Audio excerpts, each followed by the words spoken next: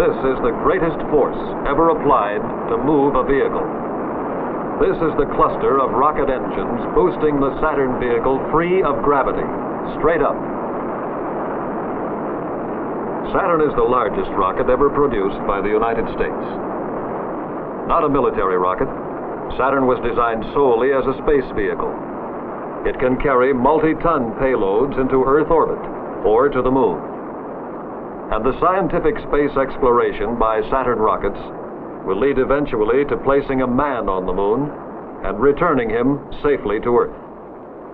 But all the missions planned for Saturn hinge on one essential element of space rocketry. If we fill a sphere with highly pressurized gases, there can be no action and reaction. The pressures are equal in all directions, and the gas remains motionless. But if a hole is cut in the sphere, the pressurized gas rushes to escape. Thus we have an imbalance of pressure in the sphere in these two directions.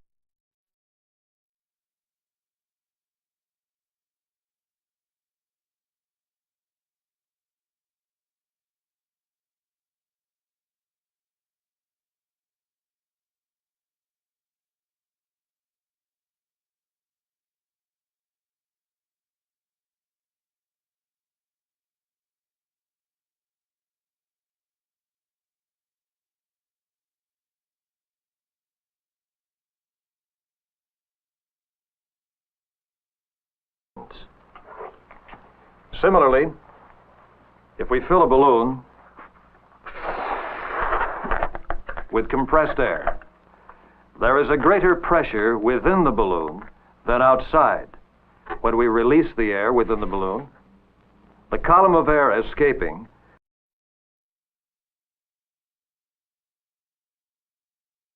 sets up a momentum going in one direction, and the reaction in the other direction, acting as pressure on the interior of the balloon, propels our little rocket.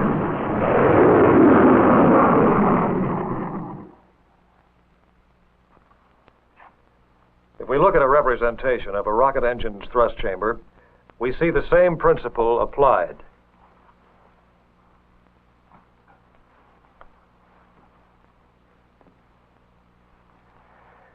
Through combustion in the thrust chamber, great amounts of energy are released.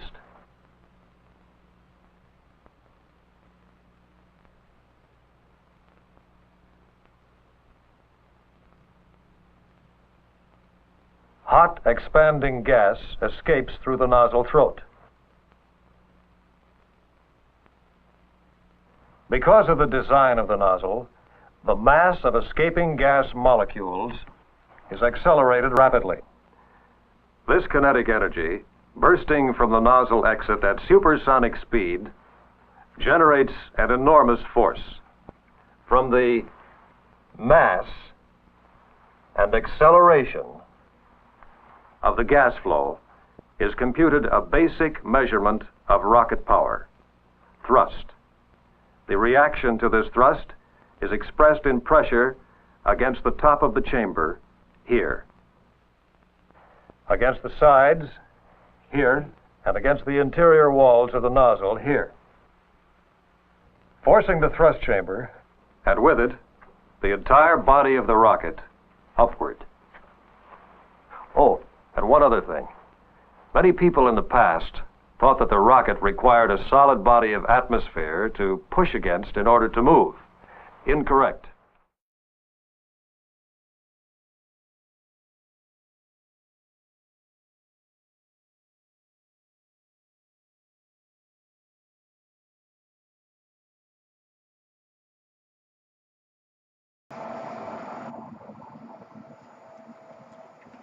Okay, So here we're going to do a little bit of science to prove once and for all if, in fact, rockets move by pushing off atmosphere behind them, or pushing off of anything behind them, or if they move through Newton's third law, which states everything has an equal and opposite reaction, or every action has an equal and opposite reaction, and by just the process of expelling something out of the back, you gain forward momentum. So, we'll add our weights to the cart, and we'll redo our experiments to make sure it can move under its own weight.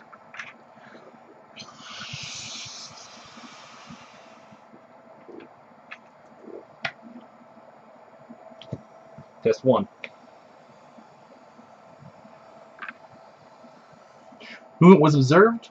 It would also behoove us to observe the fact that with added weight, it did move significantly slower than it without weight, which we can test again by removing the pennies. Let's verify that it is 29 grams lighter. 107. So that corroborates with our 104 gram cart and the 103 gram balloon, making 107. So, without weight,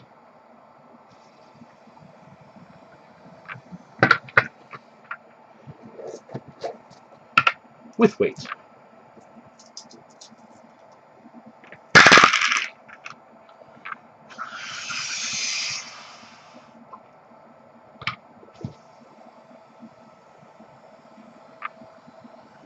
Significantly slower. In fact, it couldn't even propel itself off of our testing surface.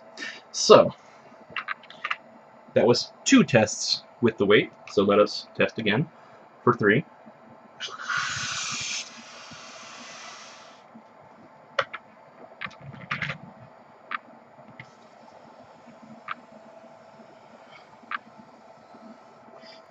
Four.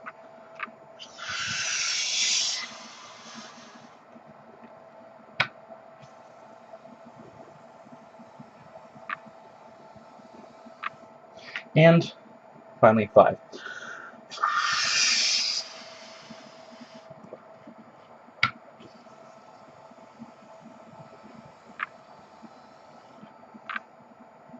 So, we know for a fact that it can move itself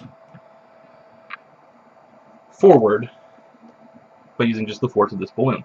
So, what happens when we introduce our vacuum to the back of it? So, test number 1. Ooh.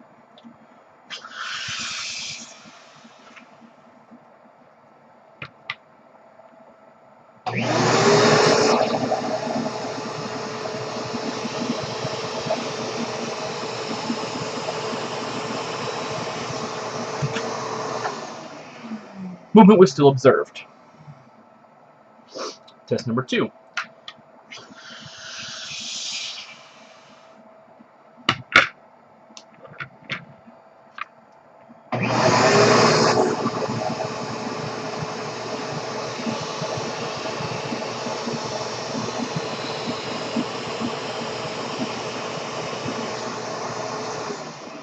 Movement was still observed. I did notice it was a little bit slower than without the vacuum. Test number 3.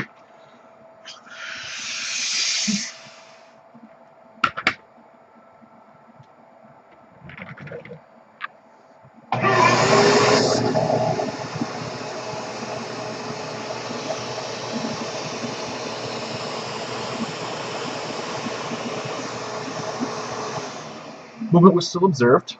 Seemed to be about the same distance as without the vacuum. 4.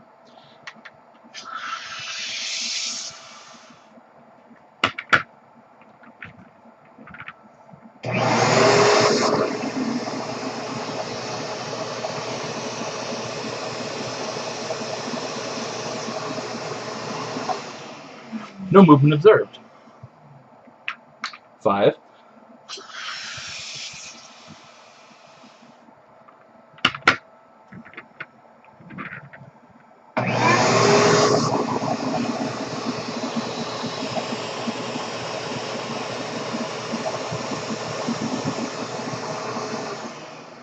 movement observed. And since we had one test that did not move, let's do a few more, just to make sure that we are getting accurate data, and to see if it happens any more times. So let's do an extra 3 to 6.